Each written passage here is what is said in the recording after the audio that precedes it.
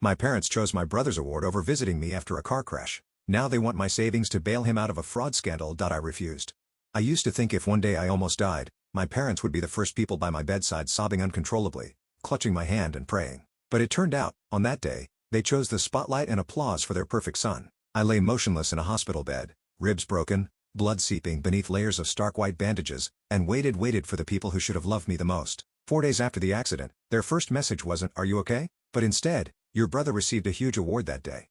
You should be proud." I didn't die in that terrible collision, but a part of me shattered from that moment on. A part that would never heal again. My name is Vivian. I'm 31 years old, living in Portland, Oregon, and working as a design team leader at a tech company. People often say I'm strong, independent, the kind of woman who can handle anything life throws her way. But on that fateful Friday afternoon, I felt as fragile as a crystal glass smashed onto a tiled floor. I was driving home from work when an SUV ran a red light and crashed directly into the side of my car. The screeching sound of metal colliding echoed. The world spun violently, and then everything went numb. When I woke up, I found myself in the intensive care unit, wrapped in bandages, and the doctors told me I'd had emergency surgery to stop internal bleeding, had broken 2 ribs, and fractured my right leg. They said I was lucky to have survived. I didn't feel lucky, I just felt cold. In my hazy consciousness I asked the nurse, "Where are my parents?"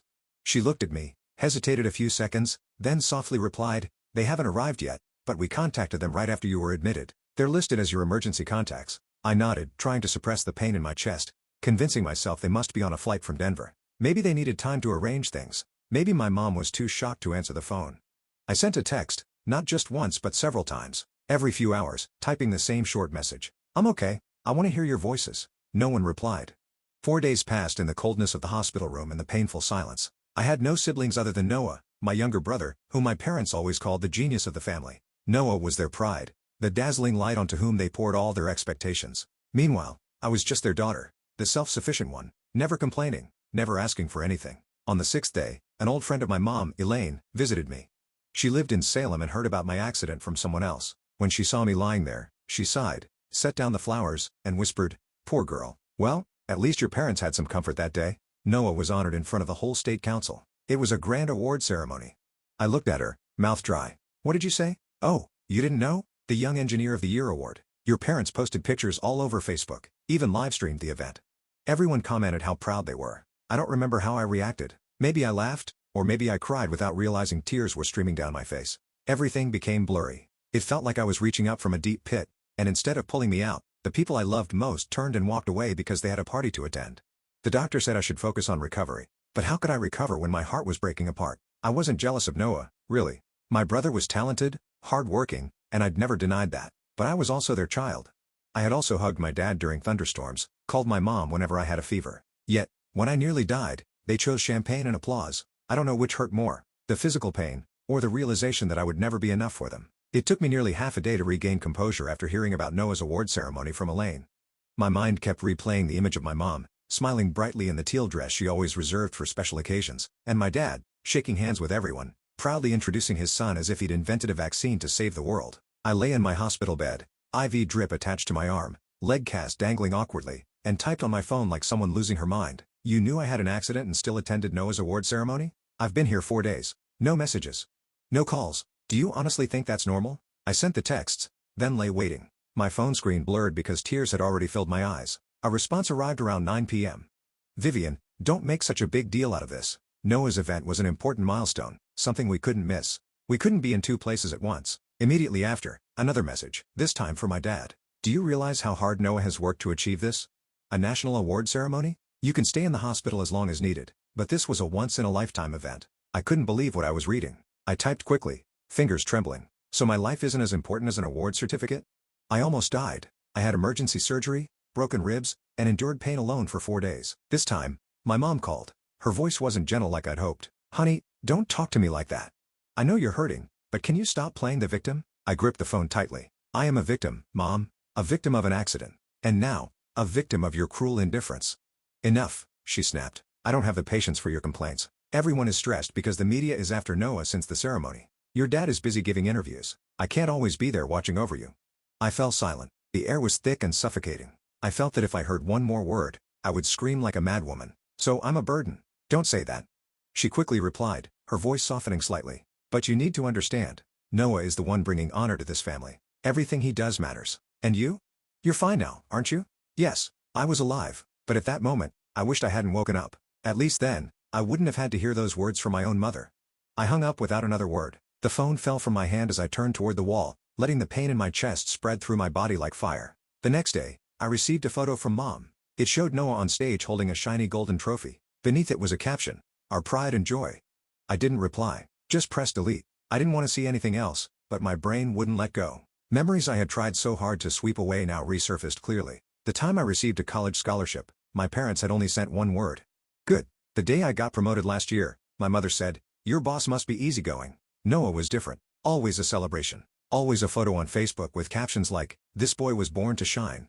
I had tried not to be jealous. I'd told myself I could live well without their recognition. But today, lying among unhealed surgical wounds, I felt completely drained. I didn't want to remain on the sidelines anymore. I sat up, painfully, but managed to reach for my phone. I sent one final message. "If you ever chose me even once in your lives, it must have been a mistake. From now on, don't expect me to keep pretending otherwise." I didn't wait for a reply. For the first time in years, I felt I wasn't begging for affection anymore. I felt angry, but clearer than ever. I didn't think I'd ever see their faces again. At least, not in the hospital. But exactly 1 week later, on a gloomy afternoon heavy with the smell of antiseptic, the hospital door swung open. My mother walked in first, holding a bouquet of white lilies, followed by my father, his face tense, as if forced to calm. I looked at them feeling empty. No joy, no anger, just cold. "Vivian, it's Mom," she said, a forced smile on her carefully made-up face. "We just came by to see how you're doing." 8 days late, I replied, my voice dry as sandpaper. My father coughed slightly, as if trying to drown the tension. "Your mother was very worried. We've been extremely busy." "The award ceremony." I raised my head, looking straight into their eyes. "Or did something else make you suddenly remember you have a daughter?" No one spoke. That silence wasn't new to me. I'd grown up with it, a truth covered beneath layers of fake politeness. I pushed myself up with my arms, pain rippling from my ribs down to my back, but I refused to let them see. I just wanted them to admit the real reason they came. "What do you want?" My mother hesitated, placing the bouquet on the table. "It's about Noah." I chuckled softly, making no attempt to hide my sarcasm. "Of course." My father blinked, gripping tightly at the edge of his jacket pocket. "Noah, he's in trouble. You probably heard. He got arrested yesterday? Financial fraud charges at his company?" "What kind of fraud?" I asked, though a bad feeling already formed in my gut. "The police said something about illegal transfers, falsifying records. They accused him of fraud and embezzling investment funds. But it can't be as serious as they're claiming. There must be some misunderstanding." I crossed my arms, staring at the two people in front of me as if watching a documentary. "And now what do you need? Money?" My mother quickly nodded. "We hired the best lawyer in Portland, but the bail is too high, and we've already spent all our savings. Vivian, can you help just this once?" I laughed, although it sounded like a thin mirror shattering. "Why should I do that?" "Because he's your brother," my mother shouted, losing her fake gentleness. I raised an eyebrow. "And who am I? A stranger? Or an ATM wearing a hospital gown?" My father cut in, his voice low with restrained anger. "Aren't you ashamed? Your brother is being publicly humiliated. Our whole family's reputation is being dragged through the mud. This is when we must stick together." "Stick together?" My fists clenched until my knuckles turned white. "When I lay here half dead, no one called, no one visited. Is that your idea of sticking together? You're too sensitive." My mother sighed. "Noah's never been in trouble like this before. Help him through this, and everything will go back to normal." I looked at them for a long moment. It felt like my blood was running backward. Memories of being forgotten, of endless praise for Noah, stabbed at my heart like needles. "No," I said, cutting through the air like a blade. "Vivian," my father growled, "I have no obligation to rescue someone who has always been favored and never once cared about his sister. Noah isn't a 6-year-old who broke a vase. He's an adult. He broke the law. He pays the price." My mother fell silent, stepping back as if she'd been slapped. "You're tearing this family apart," she whispered. "You're turning your back on your own blood." I shook my head. "No, this family was never built on genuine love. It's just a show. And I've always been kept off stage." My father's face turned red. "You'll regret this, Vivian. Someday, when we're gone." I cut him off. "I've regretted it for the past 31 years, always begging for affection from people who never truly loved me.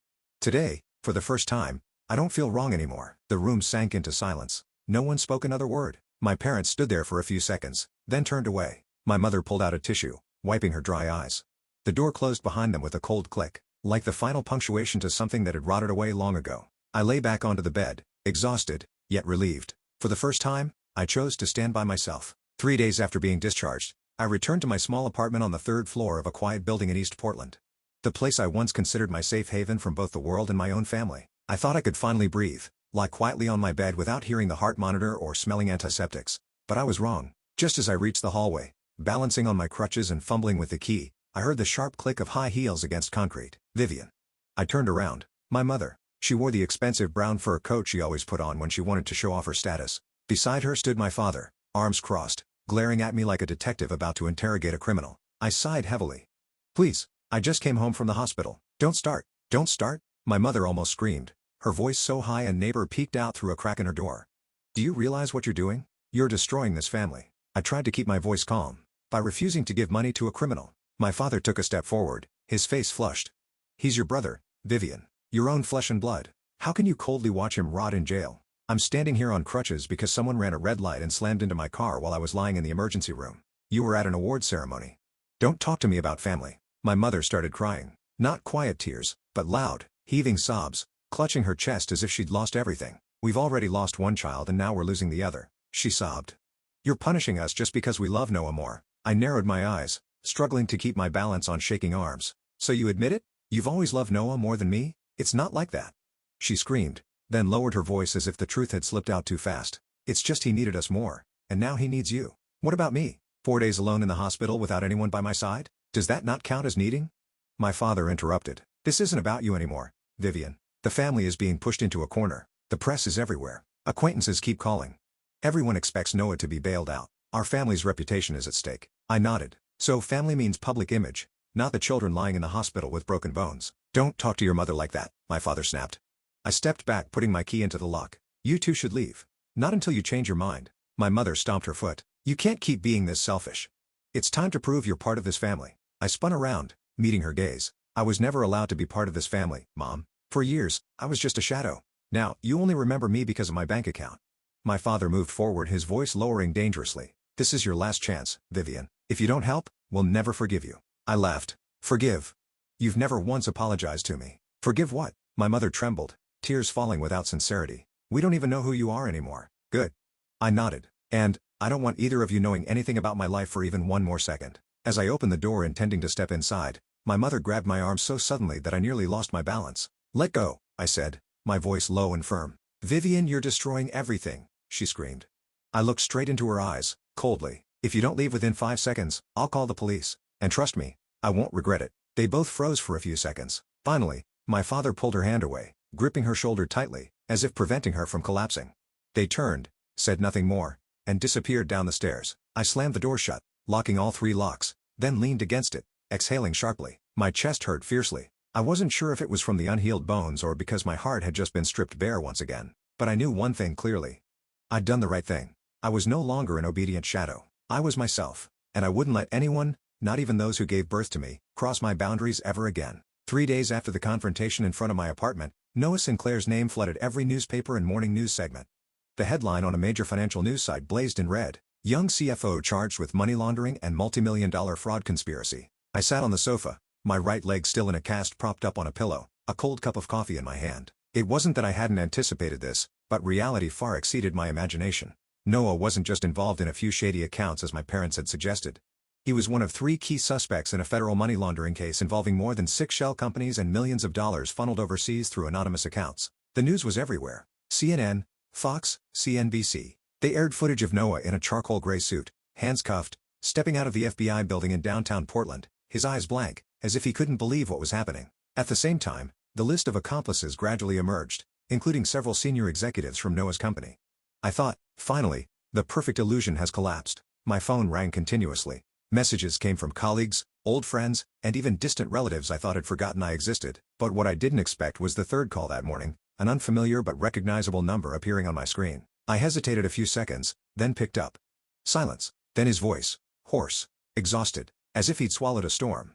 "Vivian, we need to talk." I leaned back holding the phone a few inches from my ear. "I thought we'd made things clear." I know you're angry, and I'm not here to blame you anymore."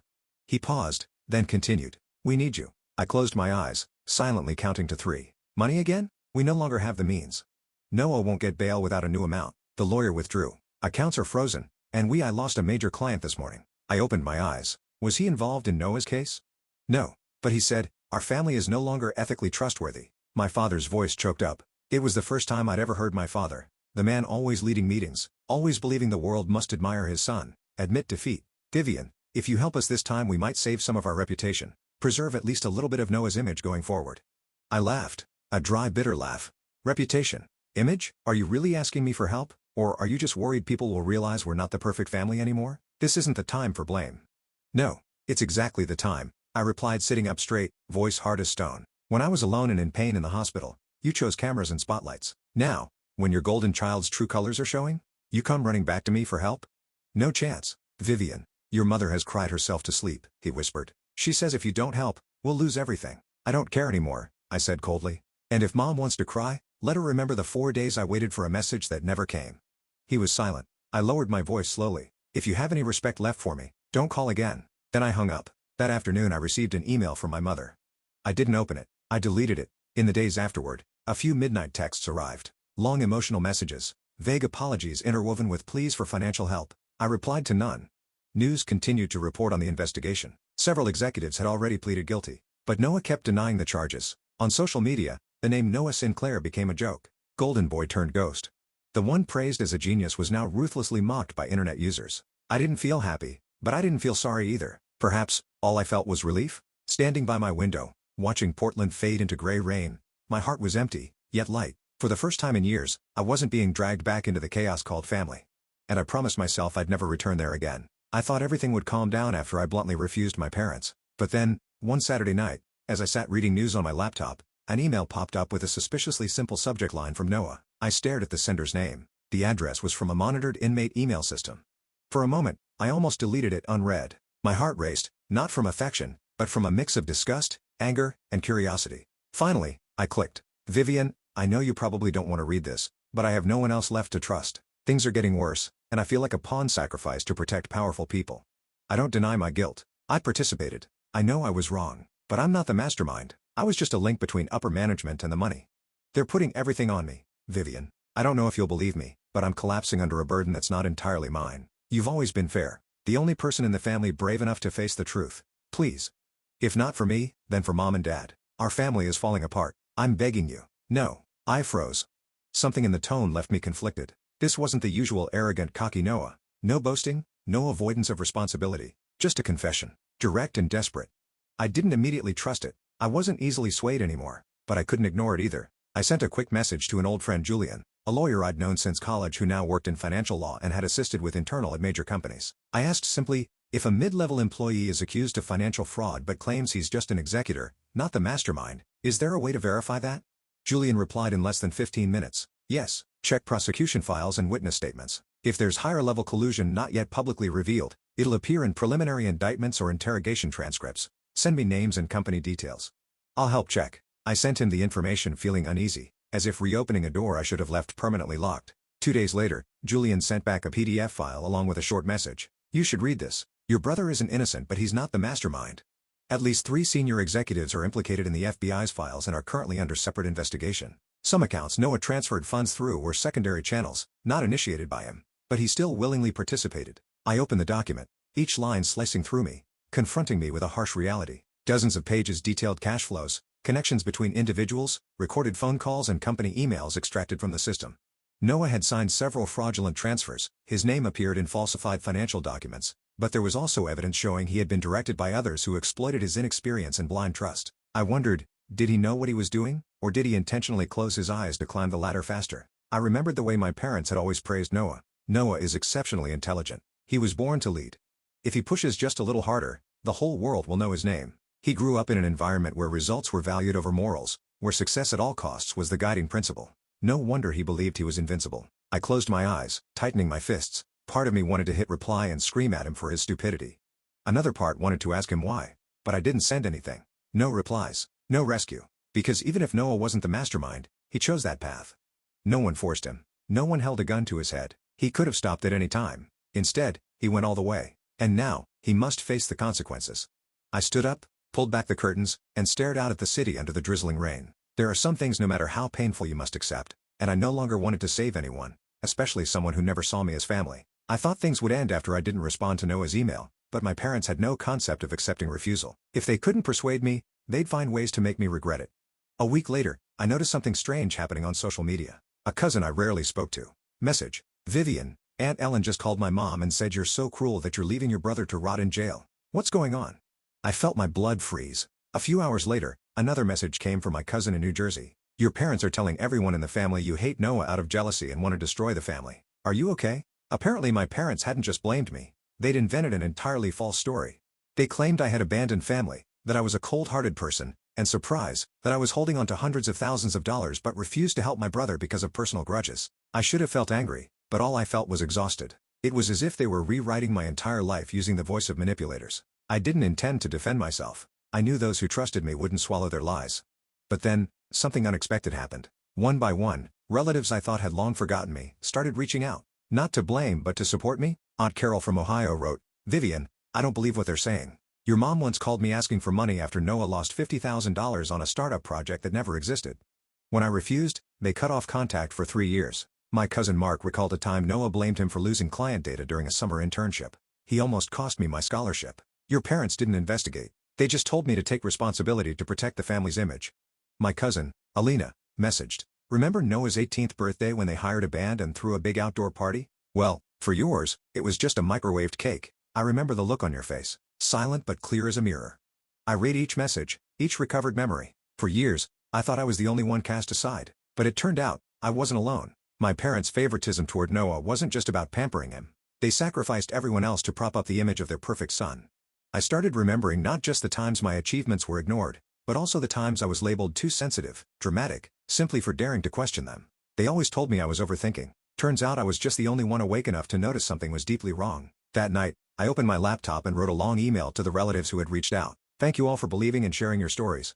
I'm not writing to justify myself. Just to say, I'm tired of begging for recognition. I no longer want to be part of a family where a daughter's worth is measured by how many times she can forgive those who disregarded her." I pressed send, then leaned back in my chair. Inside, instead of sadness, was an oddly comforting sense of relief.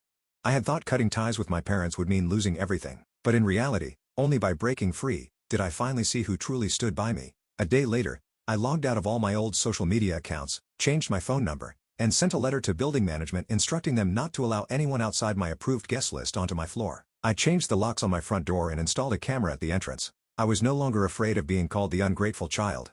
I was Vivian, and I had survived without anyone's pity. News about Noah's release on bail broke on a foggy Monday morning. I got the notification from a friend in the legal field, along with a brief message. "Your brother's family managed to handle it. He confessed everything for a plea deal." Not long afterward, the press published the details. Noah had signed a cooperation agreement with federal investigators, providing the names of over 7 senior executives, along with dozens of emails and falsified internal transaction records. In exchange, his sentence was reduced to 12 months in prison and 2 years of community service, without financial penalties. A relatively generous deal, considering the severity of the case. My parents, according to a maternal relative, mortgaged their second house in Bend to cover the bail. There were even rumors that they took a private loan from one of my father's old friends, a businessman known for his dislike of trouble. Either way, they succeeded. Their beloved son was allowed home until the official court date. As for me, I remained silent. Not a single word. No opening doors. Not even a backward glance. I had officially requested building management add my parents' names to the no visitation list. I changed my phone number and blocked every email associated with them. Noah, too, was permanently blocked. No more pleading messages. No more midnight calls from my mother screaming in desperation. No more threats that "you'll regret this when we're dead." I didn't want to know how they lived, nor did I care whether Noah repeated his mistakes or not. Some called me heartless, others said I was ungrateful. A few distant relatives even labeled me a traitor to my own blood, but they weren't there when I lay alone in the hospital, attached to breathing tubes and weighed down by loneliness like heavy chains. They hadn't spent 31 years living in the shadow of blatant favoritism. They weren't always pushed aside, always told, "Your problems don't matter as much as your brother's." I was the only one paying the price for my parents' abandonment, and now, I was the only one brave enough to cut that cord. These days I wake up earlier. I learned to make coffee by hand rather than gulping it down quickly from a machine. I spend time reading books on the balcony where morning sunlight filters gently through the leaves, shimmering on my damp hair after a shower. No more phone alerts making my heart seize. No more emails filled with manipulation, complaints, or guilt trips. One Saturday morning, as I walked around the lake near my home, I paused to sit on a familiar wooden bench. Beside me, an elderly woman was feeding breadcrumbs to ducks. She turned to me and smiled. "You look at peace." I smiled back for the first time in my life. And it wasn't just polite conversation. I truly felt lighter. No more burden of being the good child. No more trying to prove my worth to people who never saw me as a complete person. No more fighting to be seen, heard, or loved. I was just myself. And that was enough. My apartment became a peaceful haven. The frames on my wall no longer contained family photos, but pictures I'd taken on short trips: Seattle, Napa Valley, Santa Fe. I began revisiting old dreams, ideas I'd previously hidden for fear of ridicule. I started painting and joined a support group for adults who had experienced toxic family relationships. I no longer needed my family's validation to feel worthy. I rebuilt my life, brick by brick. Solid, unbreakable. In the end, I didn't need to win. I just needed peace, and I found it. Not in anyone else's embrace, but within myself. Vivian's story is clear proof that sometimes blood isn't synonymous with unconditional love. Prolonged favoritizing, manipulation, and disregard can force someone to make decisive choices to protect themselves. Though labeled as a family traitor, Vivian chose freedom rather than continue carrying responsibilities that weren't hers. Ultimately, she discovered that self-worth doesn't come from others' approval, but from knowing when to say no, and being true to herself. What do you think about Vivian's decision? Was she too cold, or was it a necessary act of self-protection?